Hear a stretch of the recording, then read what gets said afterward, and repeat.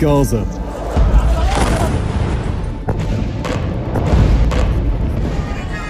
We will ensure Israel has what it needs to defend itself against these terrorists. We stand resolutely against egregious violations of human rights, or in this case, acts of genocide. Why is the West hesitant to call out Israel's mass killings in Gaza while accusing China of genocide where nothing comparable has happened?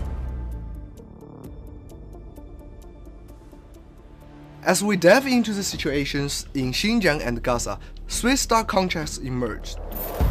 The governments blocking UN resolutions for a Gaza ceasefire are the same ones pushing hard for sanctions on Xinjiang. The defenders of Israel's atrocities in Gaza are brandishing the term genocide when discussing Xinjiang. Those who engaged in wars under the banner of counterterrorism are turning a blind eye to a peaceful approach in Xinjiang. Does anything happening in Xinjiang in terms of counterterrorism match the severity of Israeli attacks on Gaza?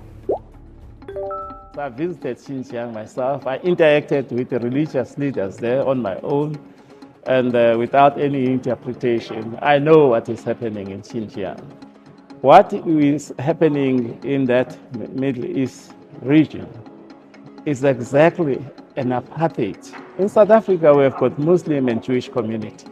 We always stress this to them, that when Jews were persecuted elsewhere in the world, we called that genocide, and we created museums, and we supported them. But we will not also keep quiet when we see the people of Palestine being extracted out of their own country, being killed mercilessly. I find this appalling, shocking, unprecedented hypocrisy and double standards. They talk of human rights, and when people are being slaughtered in Gaza, and the Americans are supporting Israel 100%, not a word, not a word. And on China, on one little thing, they make a big noise. Democracy in Hong Kong, Xinjiang human rights, Tibet human rights. This is double standards of the worst kind. And it is shocking. How has the US weaponized the term genocide? In January 2021, then US Secretary of State Mike Pompeo became the first prominent voice to declare that China was carrying out a genocide against the Uyghurs in Xinjiang. The term genocide is not just a word that elicits strong feelings in people when they hear it. It is a very strict legal concept. There must be a special intent to destroy an ethnic group. And yet, the gross misuse of the word genocide was quickly embraced by politicians and journalists in the West, eager for clickbait headlines and a shortcut to looking like one of the good guys. The U.S. State Department's annual report solidified the decision to label China's counterterrorism response as genocide. Pompeo's successor, Antony Blinken, doubled down by repeating the allegation of genocide.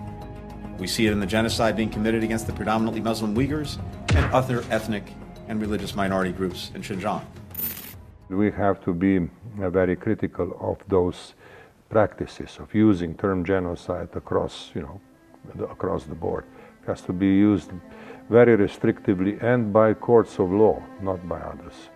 I certainly do not see Xinjiang as anything coming close to the concept of genocide. But I know that there are vested interests in some circles in the United States and in Europe to use this term. The United States and China have both experienced terrorist attacks by radicalized Islamist groups, but they deploy different approaches to tackle the problem. Let's look at the US war on terror for decades. Unlike the United States, which in 20 years in Afghanistan spent $2.2 trillion, $100 million a day for 20 years, and they threw 80,000 bombs, missiles and drones on Afghanistan, including the mother of all bombs. And then about 1 million Afghans were killed, and so many were homeless. It's like the pot calling the kettle black. They have no business criticizing other countries when their own track record is so poor, so abysmal, and so full of violence.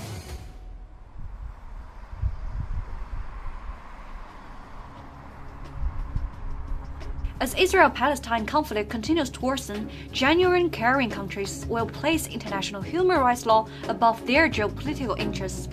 There are no bombings of hospitals in Xinjiang. There are no shutdowns of basic services like food, water, shelter, and medicines in Xinjiang. The changing definition of genocide from the US and its ally has led the world to realize their hypocrisy.